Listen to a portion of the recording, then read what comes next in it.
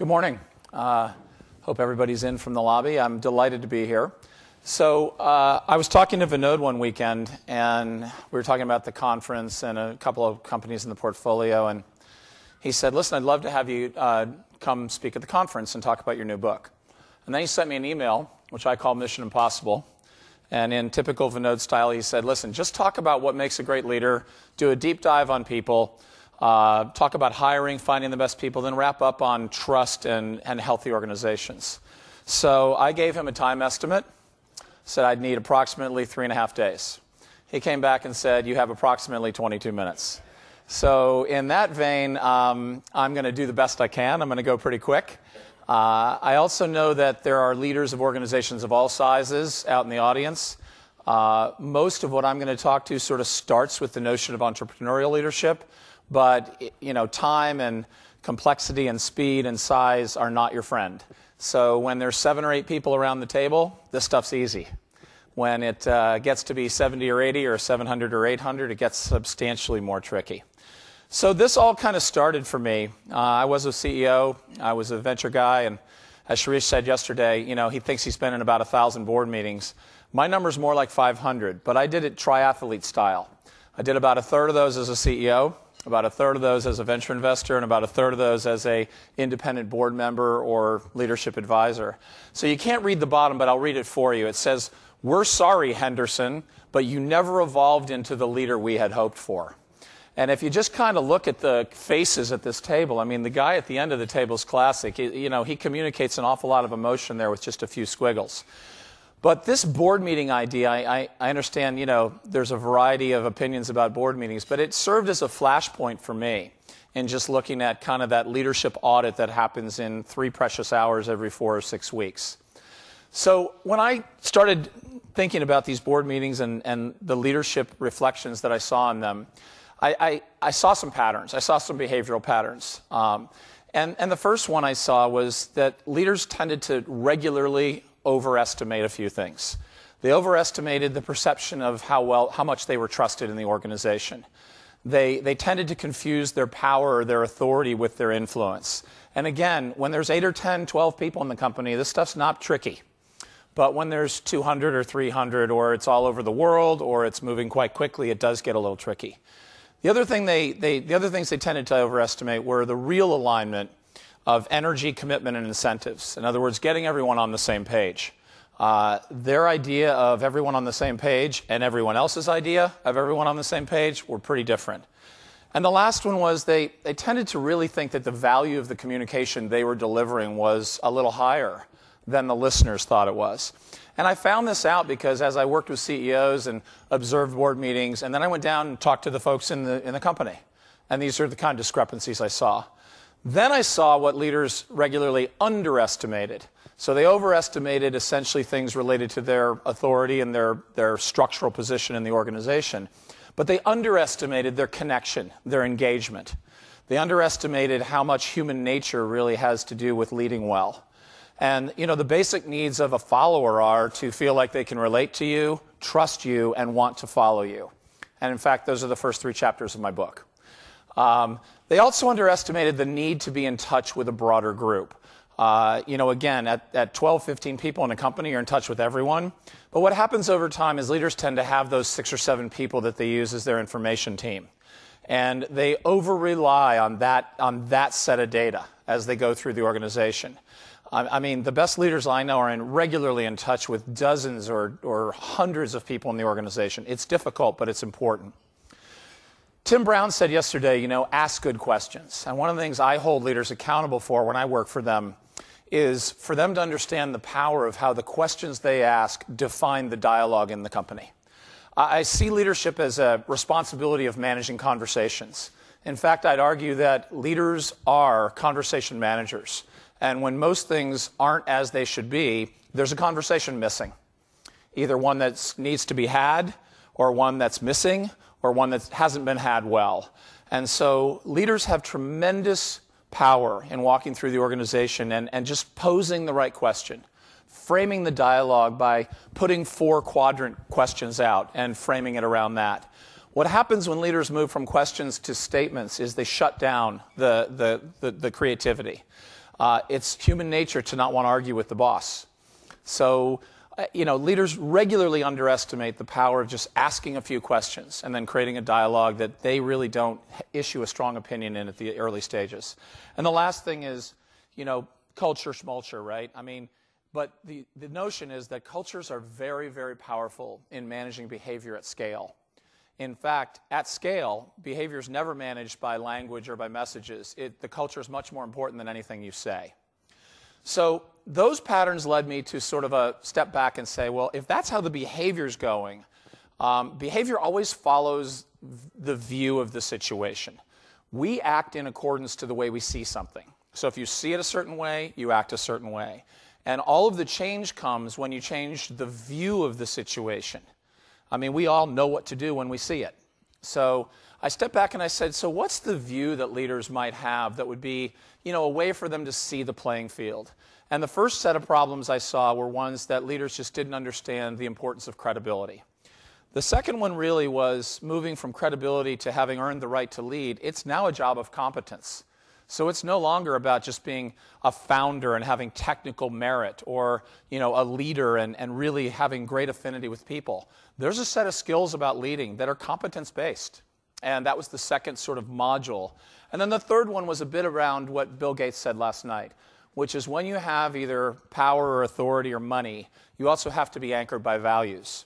And so we'll get to that. But that view of the field was really the one that I thought was an interesting way for leaders to divide their work, to think, I've got credibility issues, I've got competence issues, and ultimately there'll be a consequence to my leadership.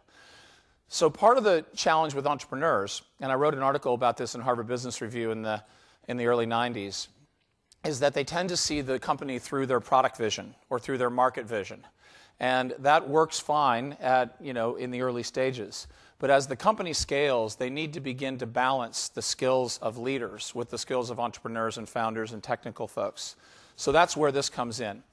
So credibility is really based on character. It's about relationship, and it ultimately earns you the right to lead. So this is fundamentally about who you are as a person. When we assess someone's credibility, we are not interested in their technical knowledge or what country they came from or what school they went to.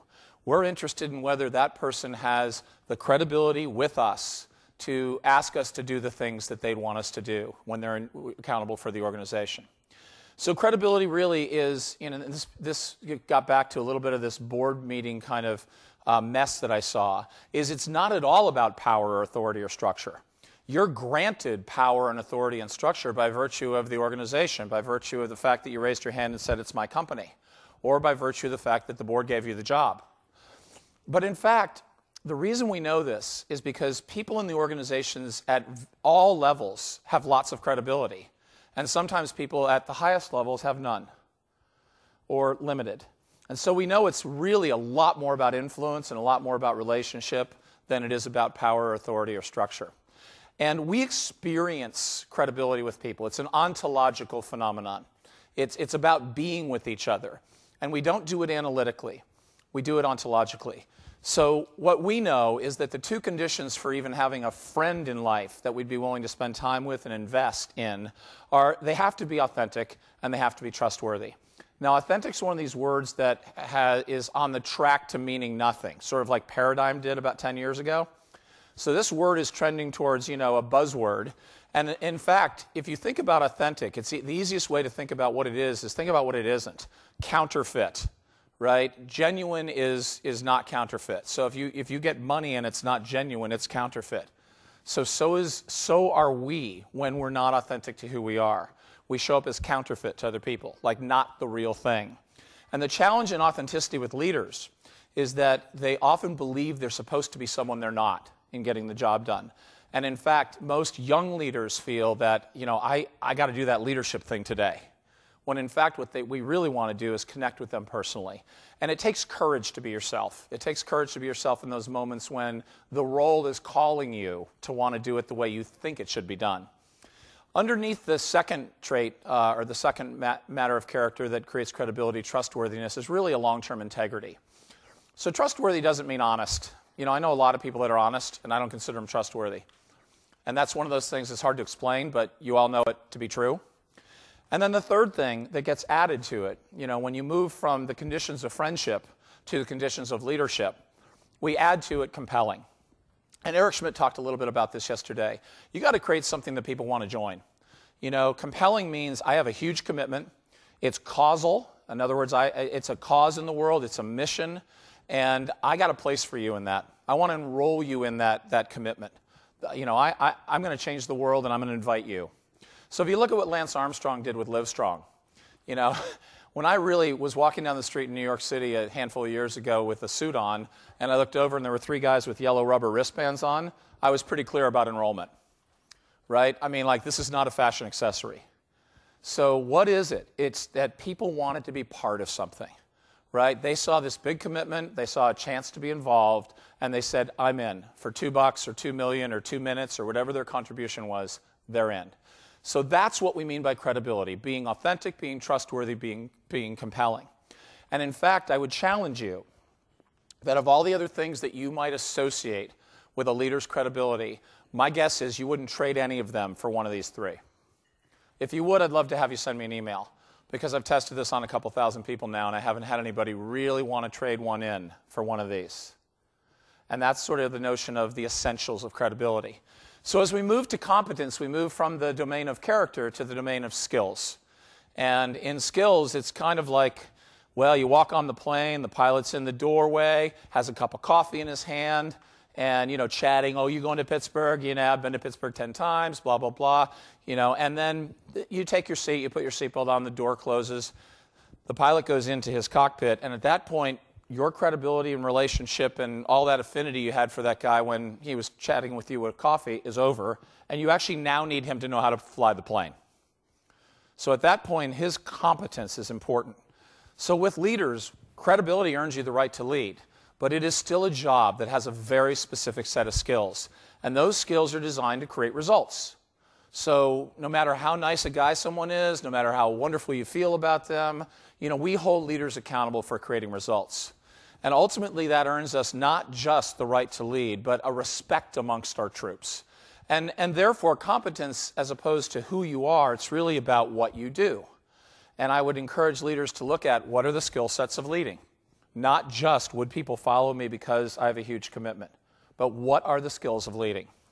So in competence, there's really 3 places, and this is one of the 2 kind of Bermuda triangles I think most companies have.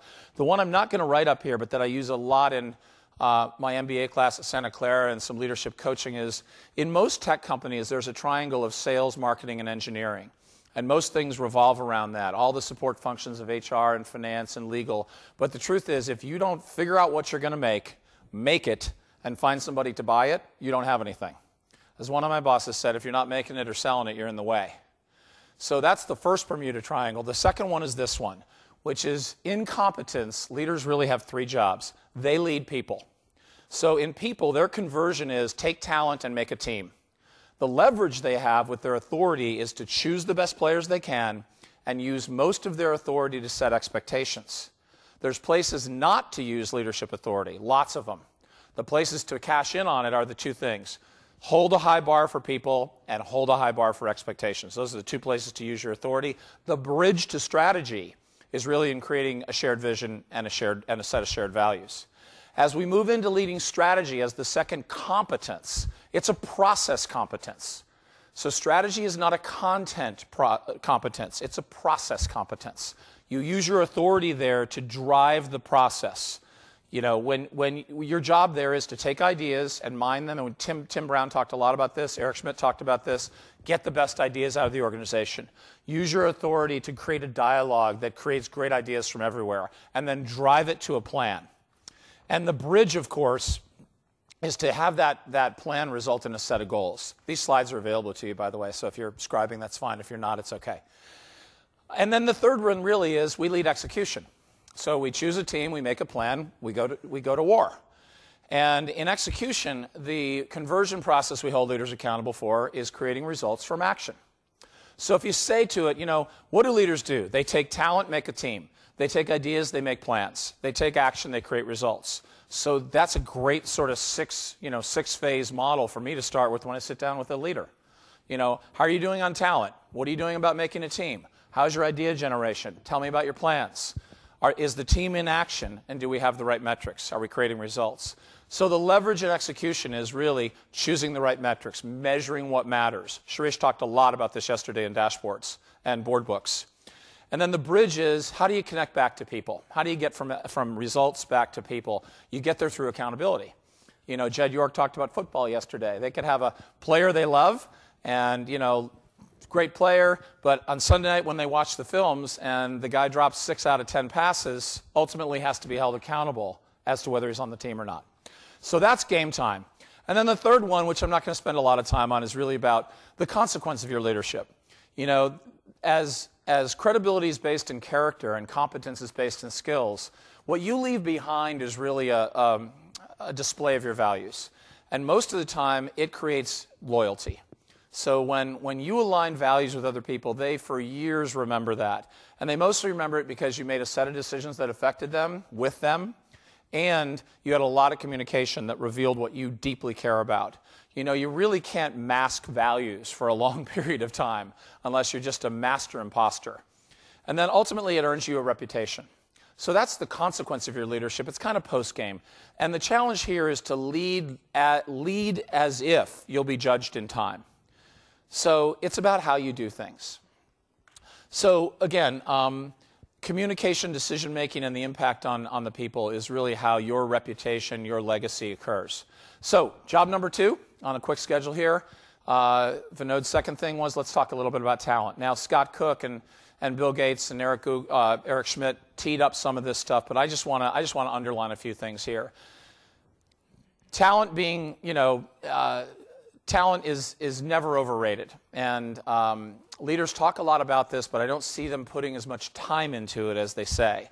So they talk a good game about this, but if I looked at their calendars to see what they're truly committed to, they're not spending as much time on people as they say they should, other people tell them they should, and they really want to. It's just hard to stay in there. And you really got to hire to the cause. A lot of early stage stuff is hard to hire to because people say, well, what's the plan? How are we going to get there? And the truth is that most people want to join a movement. They want to join a cause. They want to be part of the plan. They want to help you make the plan. I'm always worried about people that have to have the whole plan put together before they want to join, because that means they must not want to have anything to do with it. So, number 2, this is a good one for me. I just went through this with a client in Southern California. I do some consulting. I'm a passionate golfer, and I happen to have a big consulting contract with TaylorMade Golf. And we were attempting to hire a consumer CMO to take the company from really a trade-oriented organization to a consumer-oriented organization. And everyone around the table came from the trade. They've been selling to the retail channels and the distribution channels forever. And so we're having a conversation about a consumer CMO. And I realized that nobody in the building's ever been in the presence of a consumer CMO. So I said, guys, you got to imagine this job in the room right now. The truth is that we can talk about the job, but until we find somebody who actually knows this job, we don't know the job. The right person will show you what the job is. And so if you don't have a job in your organization, go get a person who's great at it, and you'll find out what it's supposed to be. And I think that's a good lesson for sort of the resistance sometime in filling jobs. Demanding excellence in every role is really the right you have in the organization. And the challenge here is that the bell-shaped curve of competence or excellence in a leadership team tends to shift the whole dialogue to the left.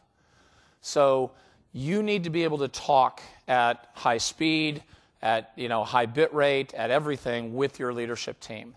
And to the degree that it's not what you want in every chair, it will dilute the conversation.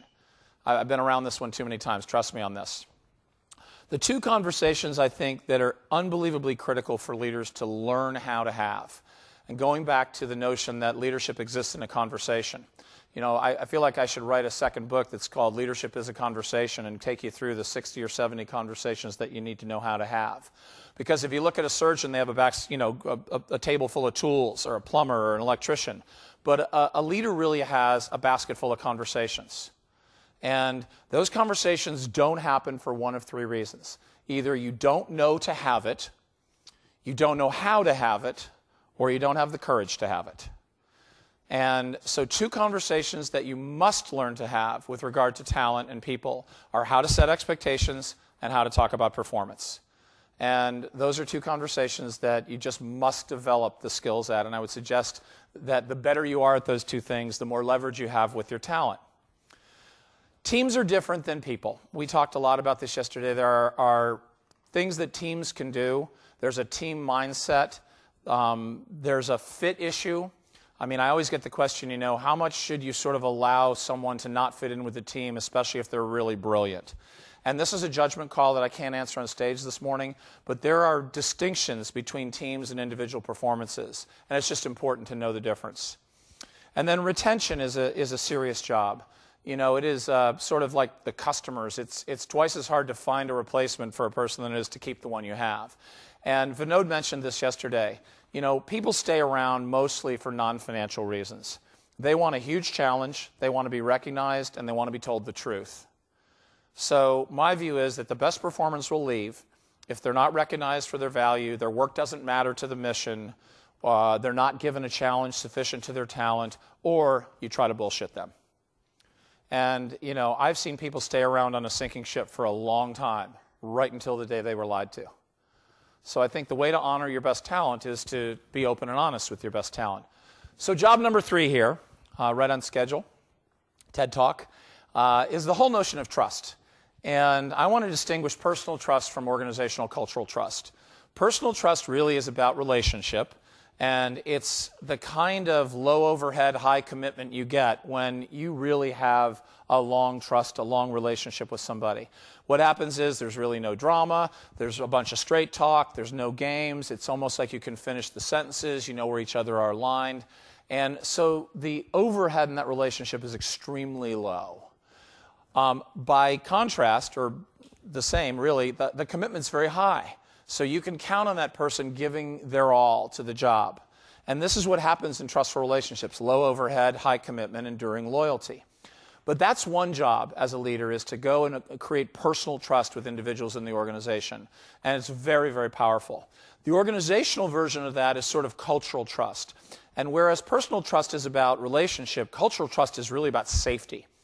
Tim Brown did a pretty good conversation about this yesterday, about how innovation is really very related to the perceived cost of failure. Jed York said, hey, I made a huge mistake. Bill Gates said, my biggest failure created my biggest success. So the truth is that people want to take risks, but they don't want to take them in an arbitrary consequence environment, where one day doing something is okay, the next day you get a 2x4 across the head. Digital photography, to me, is the best example of this. Years ago, if you had a wedding, you'd get a wedding photographer, and they'd tell you they're going to bring 12 rolls of film. And you get 12 rolls of film, and they try to take good pictures. Now they bring a digital camera, and they take 1,600 pictures. And you get 10 or 12 spectacular photographs. Why? Because the cost of a mistake is 0. So when you drive the cost of failure down, you get way more innovation. The other thing that happens in a trustful environment is you get way better information. So the business justification for a high trust environment, if you don't like any other justification, is that you need information to make decisions. And the degree to which it's a not trustful place, you will not get good information. Information is not reliable at altitude in an organization where there's no trust. Where messengers get shot and information gets viewed as good or bad instead of truthful or not truthful, you will not get good information. And we know a lot about competitive advantage when it comes to information. And the last thing really is about distinguishing someone's performance from themselves. Eric Schmidt talked a little bit about this in that 20-second conversation. He said he went up to that engineer and he said, I really like you, I think you do great work, but that was not good. So the ability to distinguish a performance from a person is another conversation that creates safety. So just to wrap up, and I'm right on time here, and then I'll take a couple questions. I sort of thought about, when I look at the mindset of the leaders that I would sort of separate out of the 60 or 70 I've worked with in the last 7 years to the 8 or 10 that I really think were unusually excellent, which is the title of the book out on the table, which you're allowed to pick up. It's also on your Kindle. What I saw was they're mostly self-aware but not self-absorbed. So they knew who they were, they understood how people perceived them, but they weren't self-absorbed. They didn't think they were the center of the universe. They lived in the system, not above it. They saw themselves sort of in a street view of leadership, if you think about Google, like on the ground with other people. They also were willing to be judged from both above and below.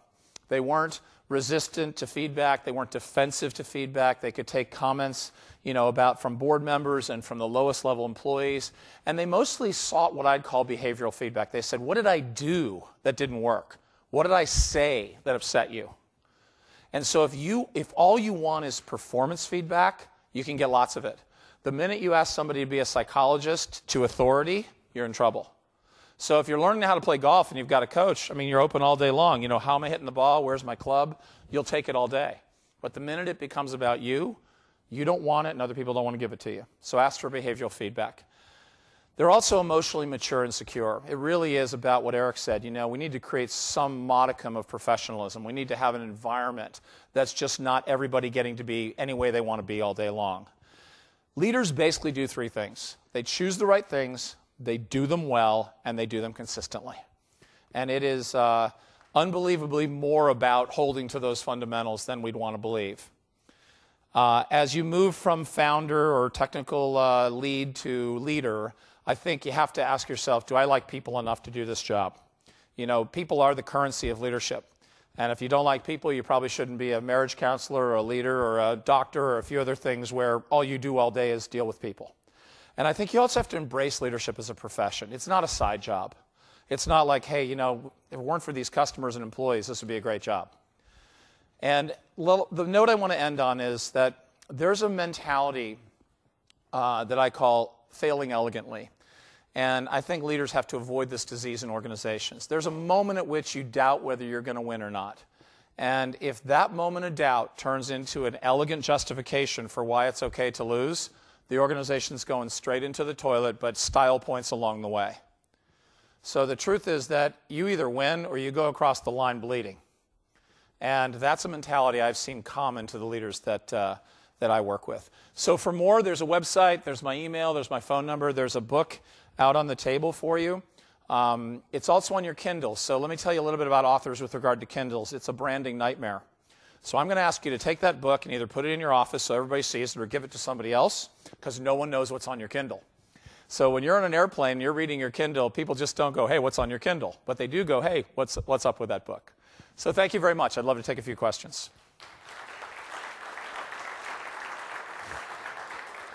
Leadership questions. What do you guys struggle with or challenged by? Yes? I struggle with trying to coach my management team. For me, the struggle is coaching my management team, watching. I like to let them fail a little bit so they can learn lessons, but then knowing when to sort of step in. And I have this thing for all my team, right? If I watch a team member or a group of people working together and I see that they're straying a little left or a little right and I think they're headed for failure, how much to be, same as a parent, right? Yeah, I was just going to say that. I have a 2-year-old, so I'm learning screwing up both now. I think it's exactly the same as a parent. I think when somebody's working on something that's mission critical or is a fatal risk to something important in the organization, you can't let them fail on that as a matter of their learning or your experiment. I think questions along the way, pulling people in, saying, hey, how are you doing there? It looks to me like that's a little off. Take me through what you're thinking. So I think when you spot something, the power of questions in a dialogue, just get somebody into dialogue about it. That's a great way to do it. I think if you take over and take the wheel from them emotionally, they shut down. They don't want to learn anything then. Yes, Eric. Can you share some thoughts on some unique challenges coming from having a team or organization in overseas and different culture, especially for a small company?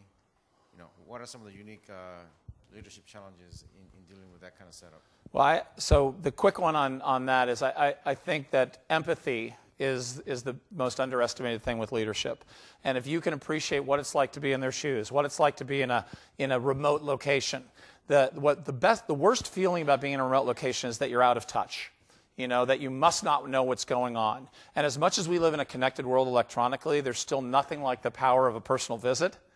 And when you make those personal visits, I think the most important thing for you to do is bring people up to speed.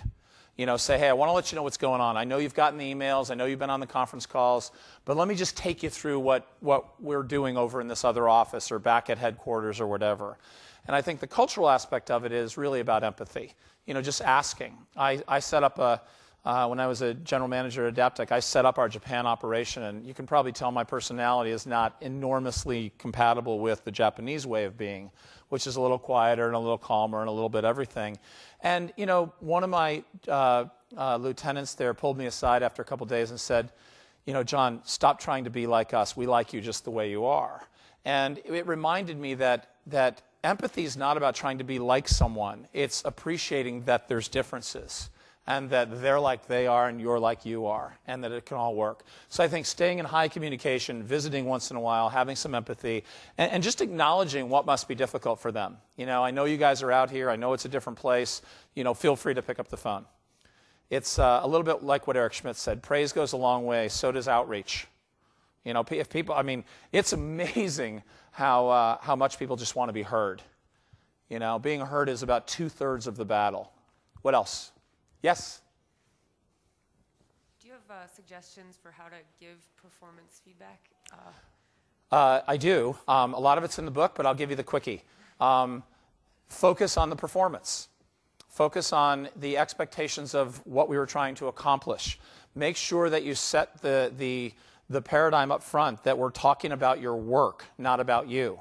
Don't allow people to go home and go, oh, my boss hates me. No, my boss doesn't hate me. My boss actually really likes me. My boss is disappointed in this project. So I think that that's a conversation you need to have up front, is distinguishing the temptation to interpret that as a personal judgment from what really needs to be a conversation about the quality of the work, the expectations, what you thought you were trying to get done. You know, take a little, you know, blame yourself. Hey, I must not have been clear about what I wanted here. But have the conversation. Just learn how to have it so it's about the work. And then you can do almost anything you want. One more? Or we good? Okay. Right on time. Thank you.